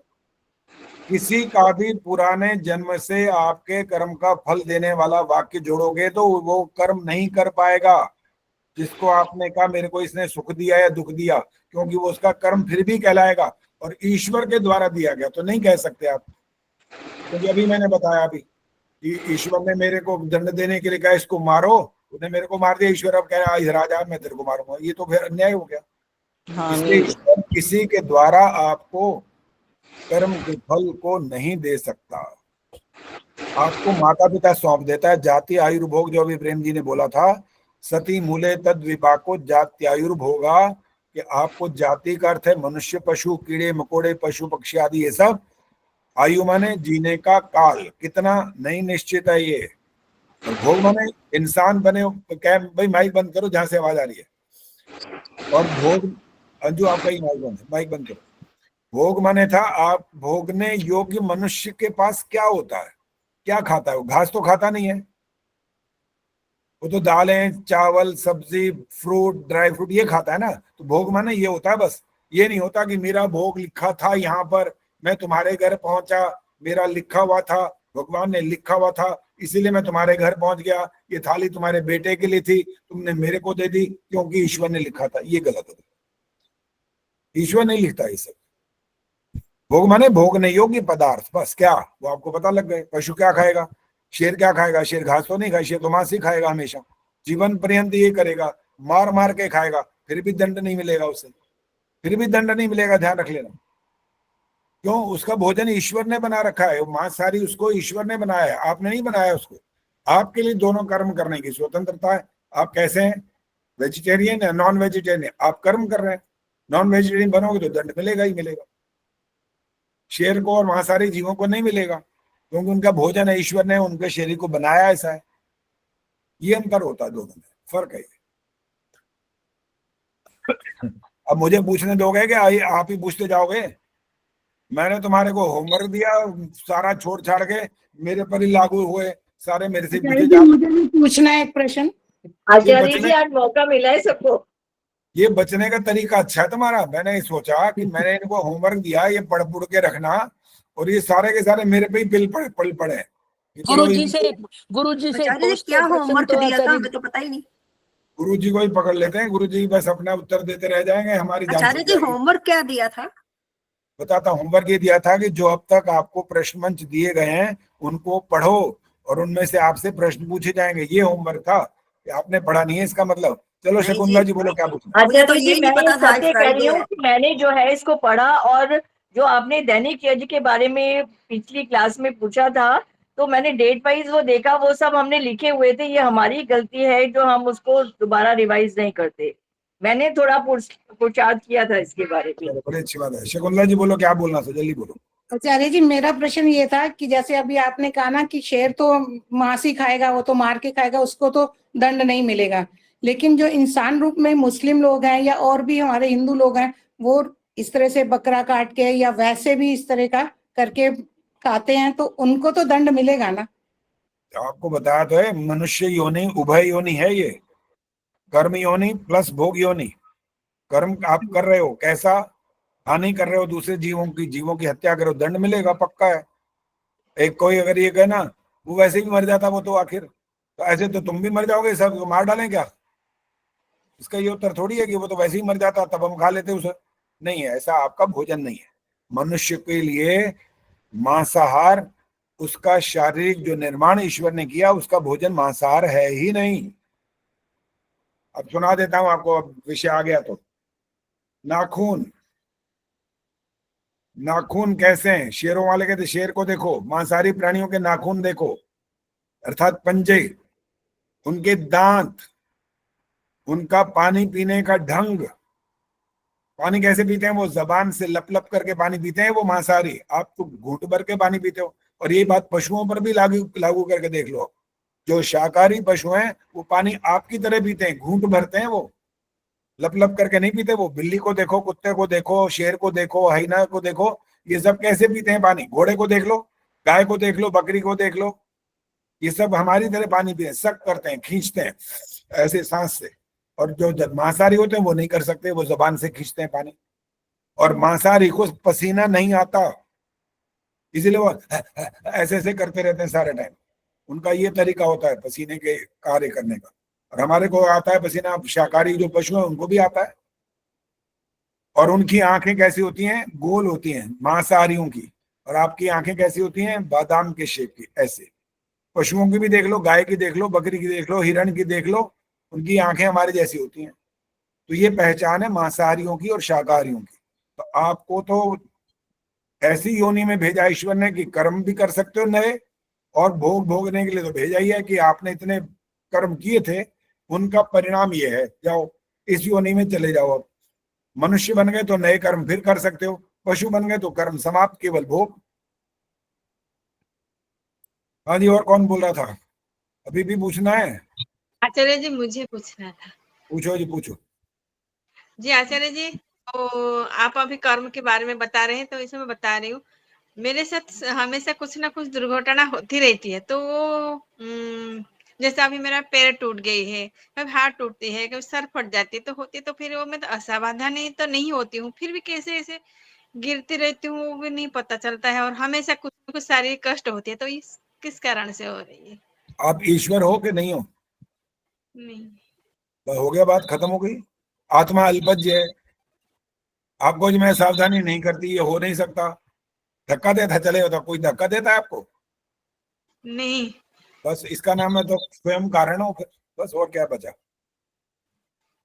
कोई ऐसा तो नहीं है कि ऊपर से कोई पहाड़ गिर गया, सिर फट गया, वो तो गिरा नहीं है, फिर भी दंड माने, अर्थात कोई ऐसा कारण बन रहा है, तो आप स्वयं कारण है उसका मुख्य रूप से। इसलिए ये मत बोलो कि ये भगवान ने फैसला कर रखा था पहले से, वो तो है ही नहीं। मुझे लगा कुछ कर्म का फल है कि मुझे हमेशा कुछ ना कुछ शारीरिक कष्ट होती रहती है, तो पिछले जन्म से यहाँ पर कोई लेना देना नहीं होता। आप इस जन्म में जो कुछ कर पा रहे हो उसका परिणाम है। निशा भदौरिया, कुछ बोलना है तो बोलो। जी आचार्य जी नमस्ते। आप ये बोल रहे थे कि मांसाहारी और शाकाहारी के अलग अलग बनता होता है पशु में अपने। तो ये इंसान भी मांस खाते हैं, उनको तो अपनी जैसा ही होता है, शाकाहारी जैसा। नहीं, ये हमारे अंदर, मनुष्य के अंदर कर्म करने की स्वतंत्रता है। ये नहीं है कि उसकी आंखें ऐसी तो वो नहीं खाएगा, वो तो कर्म करेगा तो फल मिलेगा ना। मांसाहारी को दंड नहीं मिलेगा, पशु पक्षियों को, मनुष्य को तो मिलेगा। ये भोग योनि है, मनुष्य वाली योनि दो योनि है। क्या? कर्म योनि और भोग योनि। और वो बाकी पशु पक्षी क्या है? केवल मात्र भोग योनि, कर्म नहीं कर सकते। उनको तो केवल मात्र अपने पापरूप कर्मों का फल भोगने के लिए ईश्वर ने भेजा है। अब जैसे सांप है, बिच्छू है, ये जितने की जहरीले है ना जीव जंतु, ये भगवान ने उनके कर्मों का फल दे रखा है कि जाओ सफाई करो, इस वातावरण में जो दुर्गंध है, जो गंदगी है, जो जहर भरा हुआ है, वो सब खींचो, आपका भोजन है वो लो। कर्म का फल भोग रहे हैं, वो कर्म नहीं कर सकते नया। हाँ जी, शुरू करूं मैं प्रश्न उत्तर के? नहीं, बोलो क्या टाइम हो गया? आचार्य जी, जो मांस को जो है परोसता है या जो बनाता है उसको भी दंड मिलता है ना, खाने वाले को ही नहीं? 8 प्रकार के हैं वो, 8 प्रकार, सबको दंड मिलता है। सबको, पालने वाले को, खिलाने पिलाने वाले को, बनाने वाले को, खरीदने वाले को, परोसने वाले को, उसमें सहायता करने वाले को, सबको दंड मिलता है। धन्यवाद। अब भैया, अब मत पूछना, मैं पूछूंगा। अब तो बहुत हो गया। पर जी अब नहीं पूछना। चलो पहले प्रश्न का आचार्य जी उत्तर। एक प्रश्न पूछना है। अब ऐसे तो और भी कोई कहेगा एक रह गया मेरा भी, फिर कैसे करेंगे? यही चलता रहेगा फिर तो। अभी आप नहीं पूछोगे, मैं पूछूंगा, बस बहुत हो गया। ये बताओ, नित्य कर्म कितने हैं, उनके नाम क्या है? पद्मा जी पहले प्रश्न पूछेंगे, उत्तर देने के लिए तैयार बैठी हैं। आचार्य जी कौन से कर्म? नित्य कर्म, नित्य। शकुंतला जी बताएंगे। आचार्य जी मैंने नित्य शब्द नहीं सुना, मैंने सुना कि कर्म कौन कौन से हैं, तो उसमें नित्य तो कर्म बताने हैं। अगर उत्तर आता है तो बोलो। नित्य कर्म कितने हैं, नाम उनके? नहीं, नित्य नहीं पता, वैसे कर्म तीनों पता है। नहीं, वो नहीं बताने। विष्णु प्रिया बताओ, आप देखें आपको क्या पता है। जी 5 है। बोलो। ब्रह्म यज्ञ, देव यज्ञ, बलिवैश्य देव यज्ञ, अतिथि यज्ञ और पितृ यज्ञ। गलत हो गई। एक तो लगता है या तो रिपीट कर गए हो या क्लियर ही नहीं बोला, समझ नहीं आया। दोबारा बोलो, सारे बोलो, आराम से बोलो। ब्रह्मयज्ञ, देवयज्ञ, पितृयज्ञ, अतिथि यज्ञ और बड़े वैश्य देव यज्ञ। हाँ ठीक है, सारे ठीक है। मैं समझा पितृयज्ञ भूल गए या पता नहीं लगा वहां पर क्या बोला था। ठीक है सारे, और इसका क्रम भी थोड़ा ठीक करना चाहिए। देखो पहले तो ब्रह्म यज्ञ सबसे पहले ठीक है ये, कारण ये इसमें ईश्वर की बात आती है, ईश्वर सबसे बड़ा, सबसे पहले उसका नाम। और उसके बाद आना चाहिए देव यज्ञ, कि मनुष्य बने हो ना, तो मनुष्य के ही तो हैं ये प्रतिदिन के कर्तव्य। तो देव यज्ञ माने उसका कर्तव्य रोज पूरा हो जाए, इसलिए इसको देव यज्ञ को, जब ये कहा यज्ञों वही श्रेष्ठतमम कर, इसलिए इसका नंबर दूसरा। इसके बाद आना चाहिए पितृयज्ञ, जिन्होंने आपको पैदा किया और पाल पोस के बड़ा किया और आपको ऐसा योग्य बनाया कि आप सर उठा करके चल सको। और इसके बाद आना चाहिए अतिथि यज्ञ, और सबसे बाद में आए बलि वैश्वदेव यज्ञ, क्योंकि आपका जीवन सबसे ज्यादा कीमती है, सबसे ज्यादा कीमती मनुष्य जीवन है। पशु पक्षियों का नंबर बाद में आता है, आपका कर्तव्य होता है कि उनकी सेवा करो, लेकिन पहले इनको और अतिथि को बाद में, ये नहीं, उनका नंबर सबसे बाद में, 5वां। चलो अगला, अब प्रश्न ठीक हो गया, ये हो गया। अगला प्रश्न, चलिए। अरे कैमरा ऑन करो भाई, ये कैमरा बंद करके बैठ जाते हो। शरीर के कितने मुख्य स्तंभ हैं?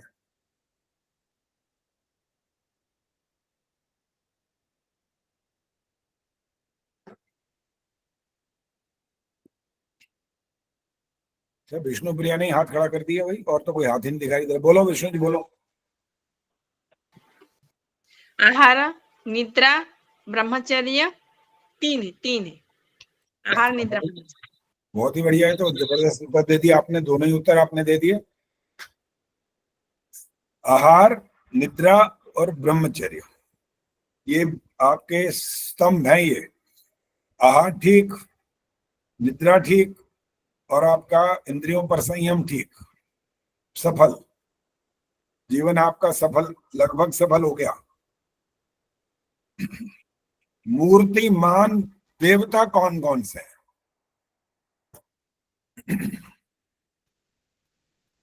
तो सारे उत्तर तो भाई विष्णु नहीं देगी भाई, औरों का नंबर भी आएगा। चलो आदर्श बताएंगे, बोलो। मूर्तिमान देवता कौन कौन से हैं? माता पिता आचार्य। तुमन बत्रा। माता, दोबारा बोलो। माता पिता आचार्य। ये वाला दोबारा नहीं दोहराना होता, जो उत्तर एक दे दिया ना और आपसे आगे बात की जा रही है तो उससे अलग उत्तर तब बोलना होता है, नहीं तो कोई मैंने भी यही बोलना था इतना कह के शायद छोड़ दो। हाँ जी कमलेश बोलो। मातृदेवो भव, पितृदेवो भव, आचार्य देवो भव, और चौथा अतिथि देवो भव। संस्कृत की विद्वान हो गई, अब तो विदुषी हो गई है, अब तो संस्कृत में उत्तर दे रही है भाई। ये तो चलो अभी पद्मा जी ने हाथ खड़ा किया, बोलो जी आगे कुछ है, इसके अलावा आगे भी है? पति के लिए पत्नी और पत्नी के लिए पति भी मूर्तिमान उसमें आते हैं।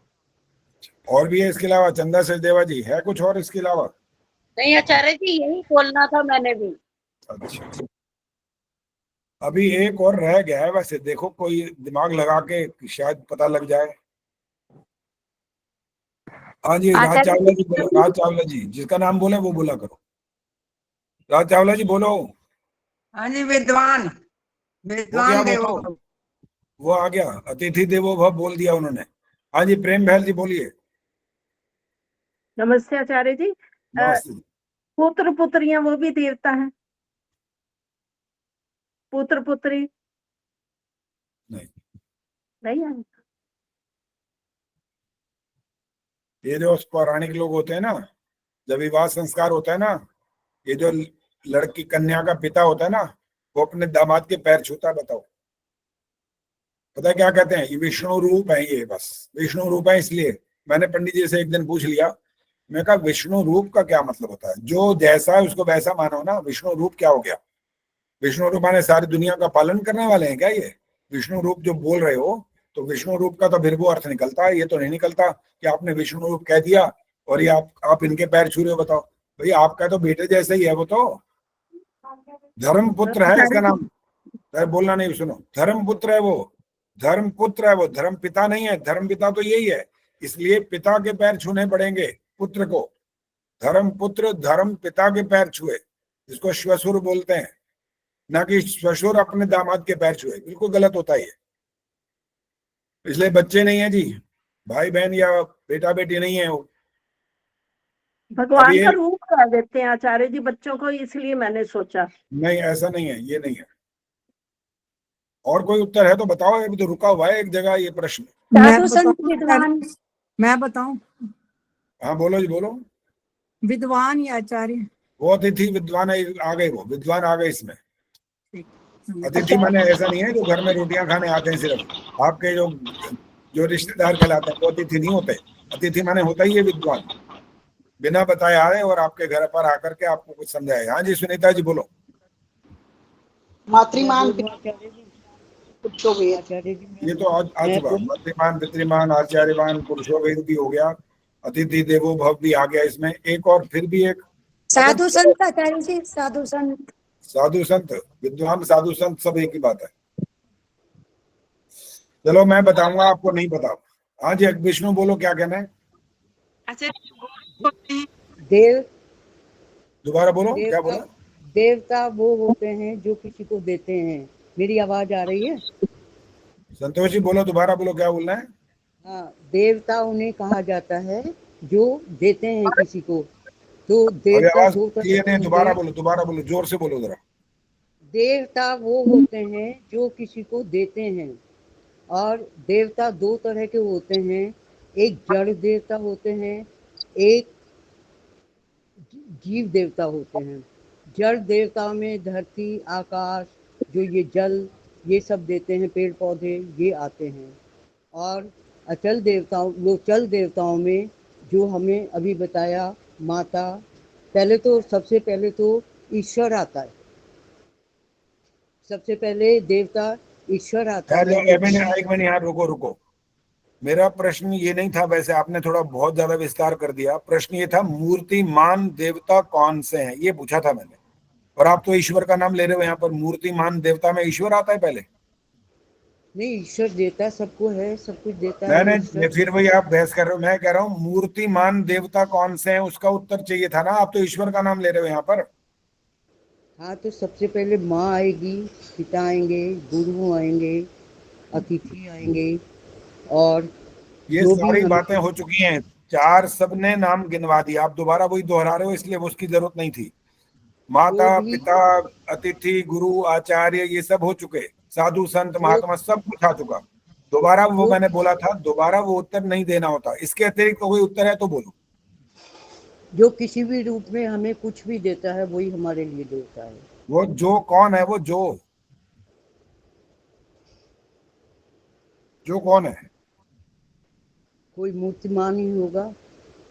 क्या होगा? बुद्धिमान, मूर्तिमान।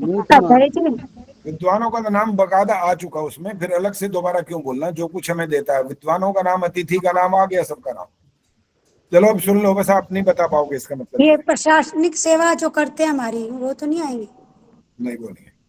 पितामह तो नहीं आएंगे। पितामह आचार्य जी, वो सूर्य चंद्रमा पृथ्वी ये चीज तो नहीं आएंगे? ये मूर्तिमान देवता है। मूर्तिमान का मतलब समझ आ रहा है? मूर्तिमान माने क्या होता है? मूर्तिमान का अर्थ होता है शक्ल सूरत वाले। आचार्य जी मैं क्या? अब सुनो भाई, आप बोलो मत, बस आपका सबका सुन लिया। अब उत्तर सुन लो। इनके अलावा होते हैं समाज सेवक, वो होते हैं। बोला था शायद मैंने, प्रशासनिक। क्या बोला था? हमारी सेवा करते हैं जैसे। कौन? जो भी ये सामाजिक कार्यकर्ता है, जो भी नहीं, वही नाम बोलना होता है ना। जो तो बच्चे भी सेवा करते हैं आपकी, तो प्रशासनिक अधिकारी नहीं, प्रशासनिक अधिकारी वो सेवा नहीं करते, वो पैसे लेते हैं, बकायदा नौकरी करते हैं। सेवा करने वाले जो होते हैं ना, जो आपके घर में आकर के आपको कहते हैं ये बताइए कोई काम है तो आपका करते हैं, आपके सहयोग करते हैं, वो होते हैं सेवा करने वाले। आपके साथ किसी जगह पर चल करके आपका काम करवाते हैं, वो होते हैं सेवक। RSS वाले बहुत सेवा। हाँ जी, RSS वाले।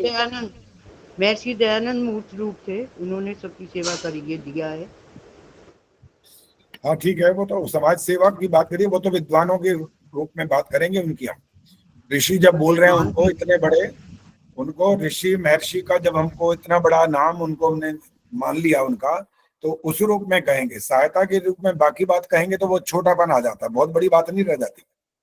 सहायता वाला शब्द तो बहुत संक्षिप्त है, वो बहुत बड़ा शब्द नहीं है वो। महर्षि और महर्षि का ज्ञान इतना बड़ा, वेदों का उन्होंने हमारे सामने अर्थ रखा, सब बातें की, वो बहुत ज्यादा इंपॉर्टेंट है। महर्षि के लिए सहयोग करना ज्यादा इंपॉर्टेंट नहीं है ये। गीता बोलो, क्या कहना है? आचार्य जी, मैं बोल रही थी, इस प्रकार के मूर्तिमान देवता के अंदर जैसे आप आते हैं, समाज की सेवा कर रहे हैं, समाज को सत्य का दर्शन करा रहे हैं, आपके जैसे देवता इस क्षेत्र में आते हैं। विद्वान आ जाएंगे। विद्वान क्या होता है फिर? आचार्य जी आ गए ना। विद्वान भी आप हैं, लेकिन आप साथ में समाज की सेवा निशुल्क कर रहे हैं, तो ये समाज सेवा अलग हुई। नहीं, मेरे को पैसे दे दिया करो, क्या बात है? वो तो अलग चीज है, दे देंगे तो वो अलग चीज है, आप मांगते तो एक नहीं। आचार्य जी, महापुरुष किस में आएंगे? महापुरुषों की जो कैटेगरी है वो अनेक एक तरह की नहीं होती है।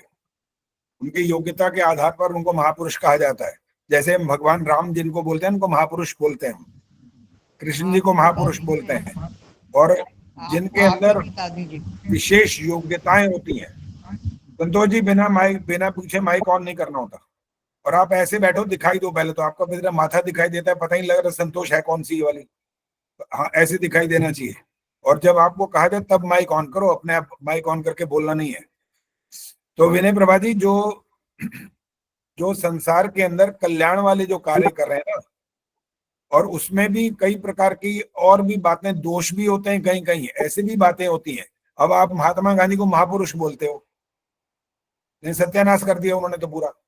काय के महापुरुष?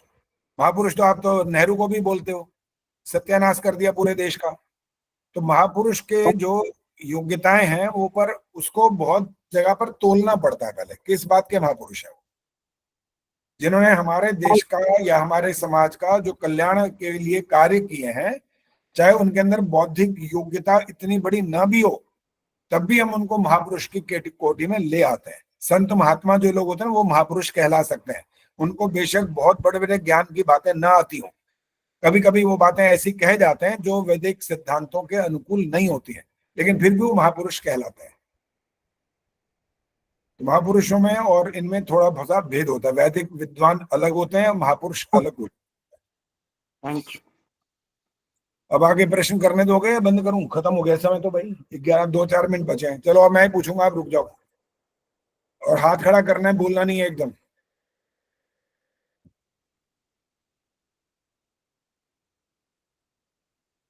विश्वामित्र जो ऋषि थे उनके पिताजी का नाम क्या था?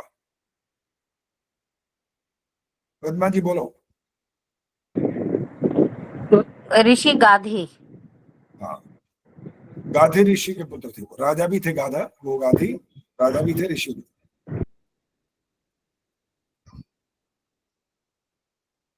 देव यज्ञ के अंदर अंग स्पर्श के कितने मंत्र हैं? राज चावला जी बोलो।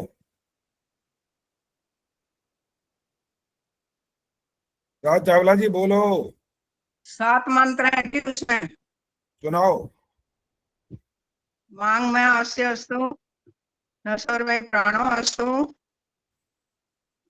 अक्षर में चक्षुर अस्तु, कर्णयोर में श्रोत्रम अस्तु, बाहुर में बलम अस्तु, और पूर्व में ओजो अस्तु, ओम अरिष्टानि में अंगानि, तनुस्तन्वा में सहसंतु।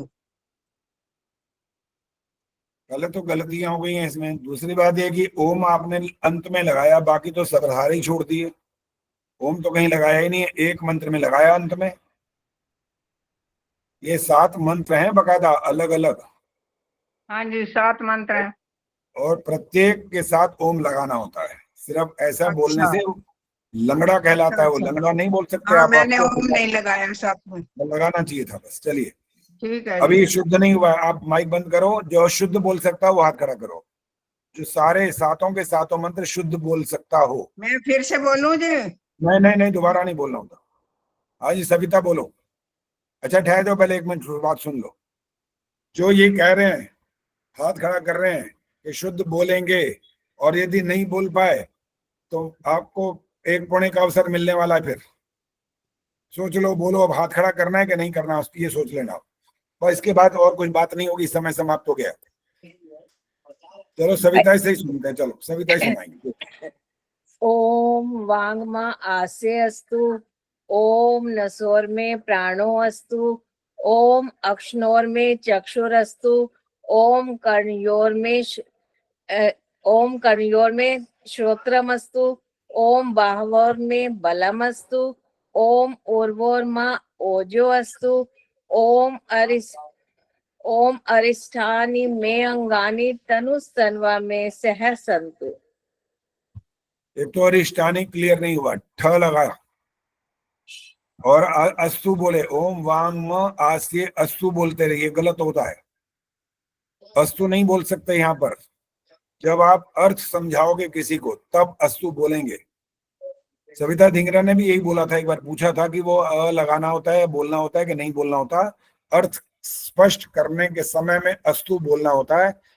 ये तो जहां संधि या वग्रह आ गया वहां आप अस्तु नहीं बोल सकते। वो तो आपने अच्छा बोला, उर्वोर म बोला, वो अच्छा किया, लेकिन दंड तो मिल गया अब, क्योंकि कुछ गलतियां हो गई हैं। तो जो जैसा जैसा जहां पर बोलना संधि विच्छेद वाला हो तो बाद में बोलो, पहले नहीं बोल सकते। अर्थ नहीं पूछा जा रहा, नहीं तो संधि सहित जो लिखा है वैसा ही बोलना होता है। अवग्रह का मतलब अ का उच्चारण ऐसा करना होता है कि मिक्स हो करके आ जाए बस। ओम वांग म आस्येस्तु, आपने बोला ओम वांग में म आस्ये अस्तु, अब स्पष्ट बोला, अस्पष्ट नहीं बोल सकते। लंबा सा कर दो, सुनाई दे जाएगा अपने आप बीच में, वो है बजे। और कोई बात नहीं होगी। अब बुधवार को क्या होगा वो आपको सूचना मिल जाएगी मंत्रोदय पर। और वैसे परीक्षा की तैयारियों की बात तो आपको बता दी गई है कि क्या क्या कैसे कैसे क्रम होगा। हो सकता है क्रम कहीं बदलना होगा तो बदल भी देंगे, नहीं तो लगभग वही क्रम चलेगा। और आप उनकी तैयारियों में अच्छे से लग जाओ और पूर्ण प्रयास करो कि आपके जो पहले अंक आते रहे उससे आपको अधिक अंक मिल सके। पूर्ण पुरुषार्थ करोगे तो हो जाएगा। मैंने कहा था इस बार 53 में से 13 को उत्तम कहा जा सकता है, प्रथम द्वितीय तृतीय सांत्वना। लेकिन जो अगली परीक्षा होने वाली है वो तो आपको पता है दैनिक यज्ञ के मंत्रों का दूसरे भाग की है। तो दूसरे भाग में कितने मंत्र हैं वो अपने आप ढूंढ लेना। ये सब सूचना आपको यहाँ पर दी जा चुकी है, और किसी बात सूचना ना हो तो आपस में एक दूसरे से पूछ लेना। मंत्रोदय में बहुत स्पष्ट लिखा हुआ है कौन सा कितना भाग कहाँ कहाँ है। तो वो बहुत पीछे चला गया होगा, उन चीजों को वैसे ही मत मिटाया करो जो ऐसी सूचनाएं हो और जो आपके पुरस्कारों का जिसमें नाम आ रहा हो। बाकी को जो कोई इसी तरह की और मैं नहीं आ सकूंगी आज, ये वो सब वो मिटा दिया करो, और उसकी सूचना देने की जरूरत भी नहीं होती। शांति पाठ। ओम द्यौः शांतिरंतरिक्षं शांतिः, पृथिवी शांतिरापः शांतिरोषधयः शांतिः, वनस्पतयः शांतिर्विश्वे देवाः शांतिर्ब्रह्म शांतिः, सर्वं शांतिः शांतिरेव शांतिः, सा मा शांतिरेधि। ओम शांति शांति शांति। जो बोले सो अभय। सत्य सनातन वैदिक धर्म की जय हो। गुरु महर्षि दयानंद की जय हो।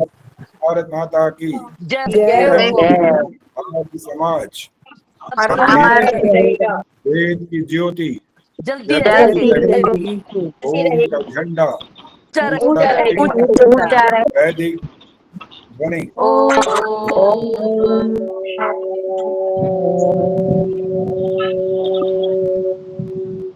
वैदिक